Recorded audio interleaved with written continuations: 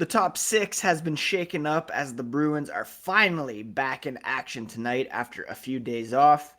And we're doing our weekly cup check, a look at where the Bruins rank among the NHL's top 5 teams. Let's get into it, shall we? You're Locked On Bruins, your daily podcast on the Boston Bruins. Part of the Locked On Podcast Network, your team every day.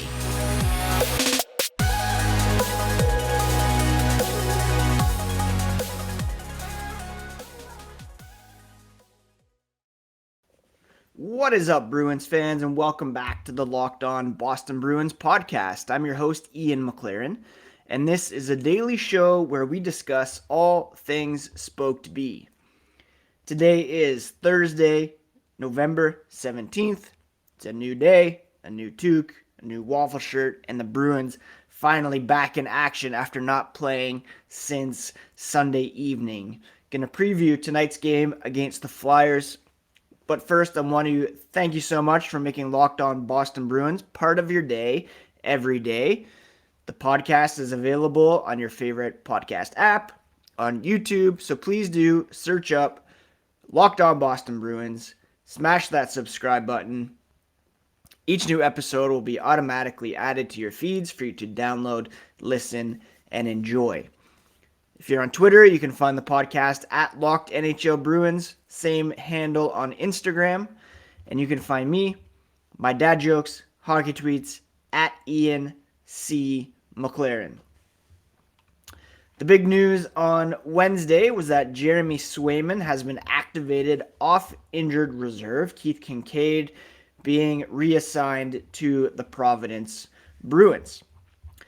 While Swayman is back with the club after missing a couple weeks with a lower body injury, Jim Montgomery leaning towards starting Linus Ullmark on Thursday night against the Flyers. But having said that, he's going to pull back Ullmark's usage a little bit and take advantage of having Swayman in the mix, grabbing some starts. Montgomery said it's hard because Linus has done such a great job playing like a number one while Swayman's been out. He's had to carry the load, and it's nice to know that he can do that. But they don't want him carrying that big of a load this early on in the season, just as they wouldn't want Swayman to be carrying that load either. They have two very good goalies in the mix and want to take full advantage of that duo when they're healthy in order to keep them on top of their games as well as fresh for when the games matter most. Now, there's been a couple tweaks to the lineup in recent games that will carry over into tonight's tilt with the Flyers.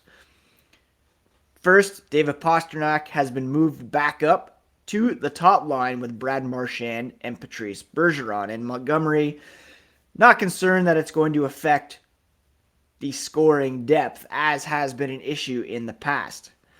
He said a lot of it depends on matchups, who they're playing, whether they're at home or on the road. He's told all the forwards within the top six, even including your Pavel Zacha's, Charlie Coyle as well, get used to playing with everybody because of injuries and adjustments being made on the fly. There's going to be more injuries down the road, no doubt. And it's good to have that flexibility in the lineup and have some guys comfortable with each other, depending on what needs to be done.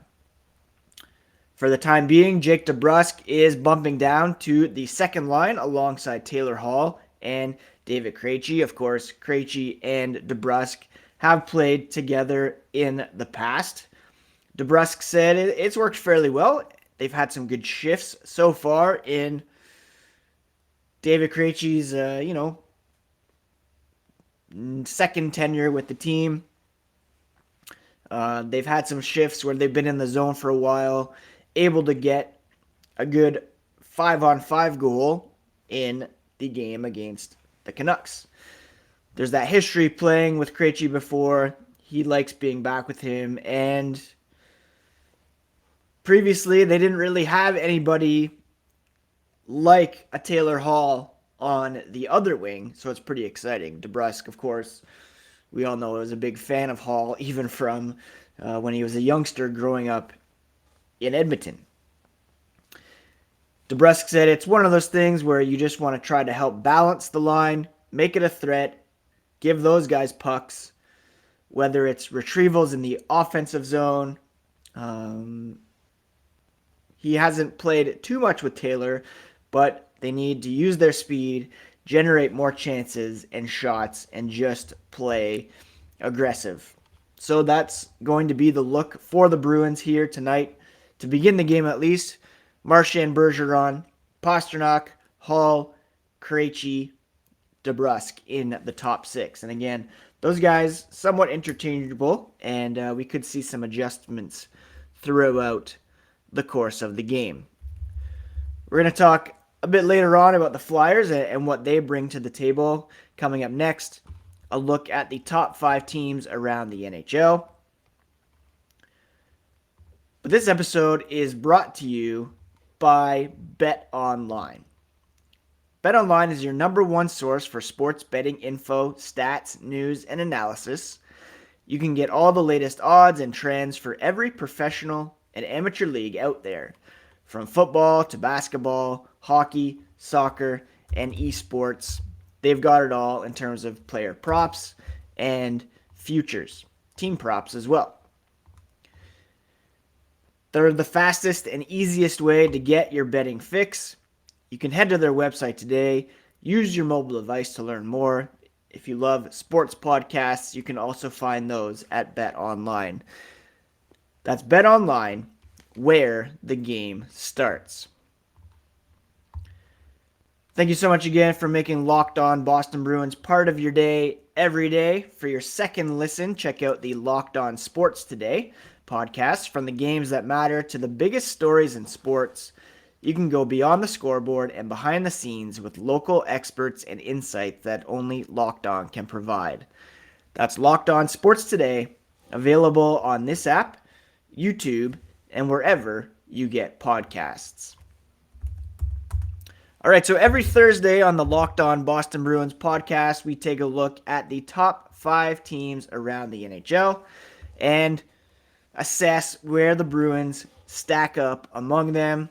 It's my weekly cup check, also known as cup half full, cup half empty. Should we be optimistic about the Bruins, or is there cause for concern? The top 5 teams at the moment, by way of point percentage, are as follows. And I'm going to work from 5 back up to number 1. With a .656 point percentage, 10-5-1 record, plus 7 goal differential, we have the Carolina Hurricanes. In 4th at the moment, a bit of a surprise team. They're 7-2-1 in their last 10. It's the Winnipeg Jets, 9-4-1 overall. They only have 19 points, but they've only played 14 games. They have a plus 10 goal differential as well. When it comes to the Hurricanes and the Jets, the Hurricanes, there's reason to believe that this is a very good team indeed. They rank number 1 in the NHL in terms of shot attempt differential at 5-on-5. They rank 2nd in the NHL when it comes to expected goals at 5-on-5. 2nd in scoring chance differential, 5-on-5. And they have an even 100.1 PDO, meaning their shooting percentage combined with their save percentage is about what you'd expect. So this team largely is what it is. Pretty good indeed. The Winnipeg Jets, however, they rank 20th in the NHL in shot attempt differential.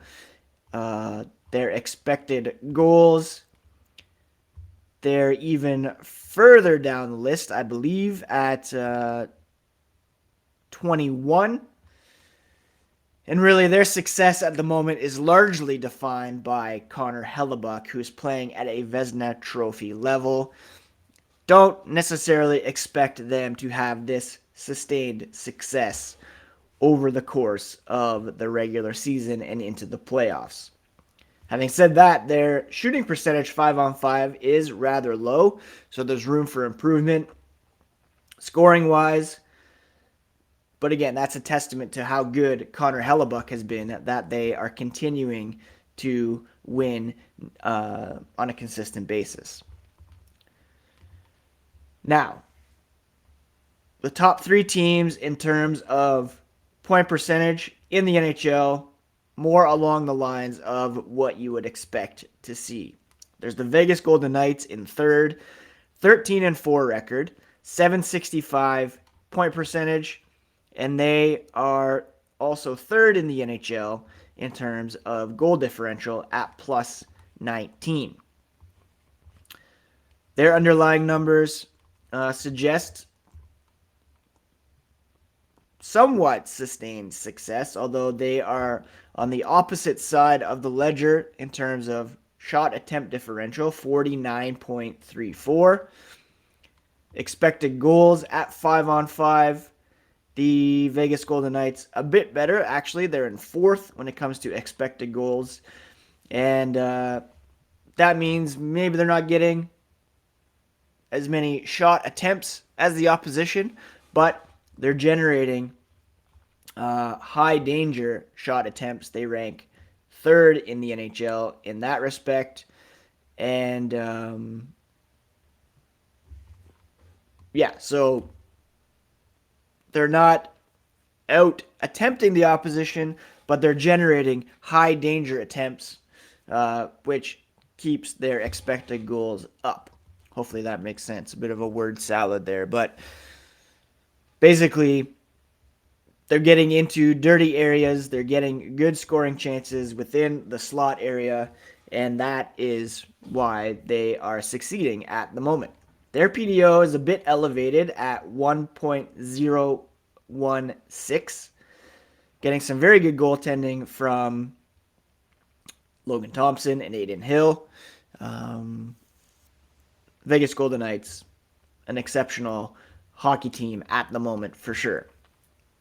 In second place right now, point percentage-wise, thanks to a 10-game win streak, it's the New Jersey Devils. They're 13-3, 813 point percentage, and a second-ranked goal differential of plus 21. Their underlying numbers certainly point to legitimacy for the New Jersey Devils. They're second in the NHL, behind only Carolina in shot attempt differential. Expected goals, 5-on-5, they rank first. Scoring chance differential, they rank first as well. And their PDO, 100.4, which is 13th, middle of the pack. So this team is what you would expect them to be. They have star-level players in Jack Hughes, Nico Hischier, Jesper Bratt, Dougie Hamilton. If there's one question with this team, it's about goaltending. Mackenzie Blackwood on the shelf. Vitek Vanacek stepped in and is playing very well. So this is a team certainly to be reckoned with. Number 1 right now is our Boston Bruins. They're 14-2, of course, through 16 games. 875 point percentage, a league-leading goal differential of plus 30. And they also rank number 1 in the NHL in terms of goals per game. They rank number 1 in the NHL in terms of fewest goals allowed per game, 2.19. Their penalty kill is number 1 in the NHL as well. Power play, number 7. The Bruins' underlying numbers are fairly strong as well. They rank 12th when it comes to shot attempt differential at 5-on-5. Expected goals, 5-on-5, a bit better. They're 9th. Scoring chance differential, 5-on-5, they're 5th. if there's reason to be a bit concerned about the Bruins, it's that their PDO is number 1 in the NHL at 102.9. They have a 9.56 shooting percentage at 5-on-5, which is second in the NHL behind only the Dallas Stars. A stark contrast to this time last year where they were dead last in the NHL in shooting percentage, and that's largely due to Montgomery's system where the defense is much more active. It also helps to have a legitimate second-line center. David Pastrnak's rolling, as he wasn't necessarily this time last year. So the offense, very encouraging. The Bruins also rank third in save percentage 5-on-5 at 93.37. So you put that all together, while the Bruins are off to the best start in franchise history. They rank number 1 in some important metrics: points, point percentage, goals for, goals against. The underlying numbers suggest we could see some regression coming up here, and that will likely come over the next couple of weeks when they have that more challenging schedule. Tonight, Philadelphia should be a win. Saturday against the Chicago Blackhawks, we would expect that to be a win as well. But as I've mentioned a few times here on the podcast, the end of February into early December is a bit of a murderer's row when it comes to the opposition. You have Tampa twice. You play the Panthers and the Hurricanes. You play the Colorado Avalanche twice. Vegas twice. The Coyotes in there as well, although it's on the road in that kind of heightened scene in Mullet Arena. And then they come home to play the New York Islanders, who are playing pretty well also. So, yeah, there's a real chance the Bruins could be 16-2 the beginning of next week. But there's also a very real chance that they will fall back to earth a little bit over those next couple of weeks.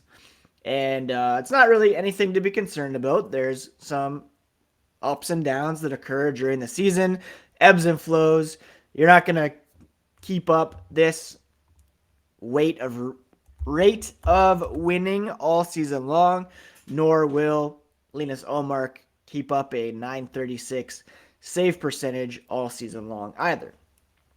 The New Jersey Devils aren't going to win 10 games in a row very often, but there's a bit more room to be encouraged with their underlying numbers than the Bruins, for instance. So right now, the New Jersey Devils appear to be very legit and could very well be the team to beat out of the Metropolitan Division this season, if not the Eastern Conference. The Bruins done everything we could have imagined so far this season. But Atlantic Division still very difficult. And, I am still very cautiously optimistic about this group. I think they can indeed go pretty far this season and have some special results. But at the same time, just be wary of some regression coming here in the next couple of weeks. Doesn't mean what they've done so far doesn't mean anything. It just is the regular ups and downs that come over the course of an 82-game season. Let's talk more about the Philadelphia Flyers here coming up. First, can't express enough how much I appreciate everybody who takes some time to listen to the Locked On Boston Bruins podcast once, twice a week, even every day. Thank you so much for taking that time. Do check out the Locked On Sports Today podcast next. A daily look at all the big stories around the world of sports with the take of the day. Find that wherever you find your podcasts.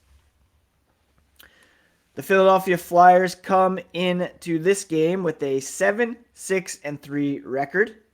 They lost the other night to the Columbus Blue Jackets in overtime. Their power play ranks 26th in the NHL. Penalty kill is 22nd. Their face-offs, they rank 31st in the NHL, whereas the Bruins rank 2nd. Goals, 4 per game, 2.56. Goals allowed, an even 3. So there's a very real chance the Bruins could and should come out on top in this one. Carter Hart has been fantastic for the Flyers so far this season. Probably their team MVP with a record of 6-2-3, a .929 save percentage. Linus Ullmark has been better, however, 11-1, a .936 save percentage. Travis Konechny leads the Flyers in scoring over the last 5 games with 7 points, 3 goals, 4 assists. Over the last 5 games for the Bruins, Brad Marchand has emerged as their top scorer with 7 points in his past 5 games since returning from that double hip surgery. Bergeron, 4 goals in his last 5 games. Pastrnak with 5 assists over those past 5 games. Other players to watch for the Philadelphia Flyers, include Kevin Hayes, always emotional when he comes to TD Garden, with his brother Jimmy having been a Bruin, passing away last summer. I would expect he'll have a bunch of family in the arena. Joel Farabee, 3 goals, 7 assists through 16 games. Tony DeAngelo leading the way for them from the blue line. But it's Travis Konechny with 19 points through 16 games so far who leads the Flyers in scoring. Always fun when the Flyers are in town. I'm sure there will be some, shenanigans going on as well. Brad Marchand, of course, has a history with DeAngelo. And I would expect there will be some shenanigans, extracurriculars, horseplay, what have you there. So yeah, I'm looking forward to this game tonight. It seems forever since we were able to watch the Bruins. Hope you're all having a great week, doing well. This has been another episode of Locked On Boston Bruins. Tomorrow we'll recap tonight's game, look at the weekend ahead, and bring you all the latest on the black and gold. Thank you again for checking out the podcast. Tell a Bruins-loving person in your life about Locked On Bruins today. Spread the word. Get people subscribed on YouTube. And let's continue to grow this fun community that we have developed. Go Bruins tonight. Stay warm out there. Stay safe. Take care of yourselves. Take care of each other. And we'll talk to you again here tomorrow on Locked On Boston Bruins, part of the Locked On Podcast Network. Your favorite team every single day.